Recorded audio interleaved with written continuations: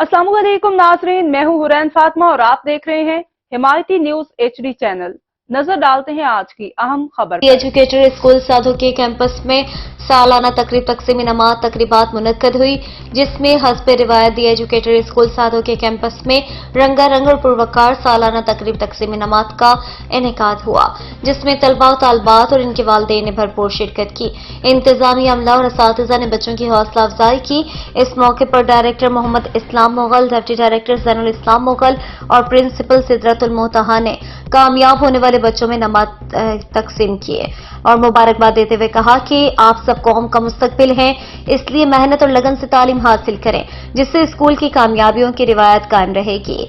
इस मौके पर सर मोहम्मद इस्लाम मुगल और सर ज़ैनुल इस्लाम मुगल ने इदारे के मेहनती और मरबी ज़हन असातिज़ा की नुमाया कारकर्दगी पर स्टाफ की हौसला अफजाई करते हुए शील्ड्स दी।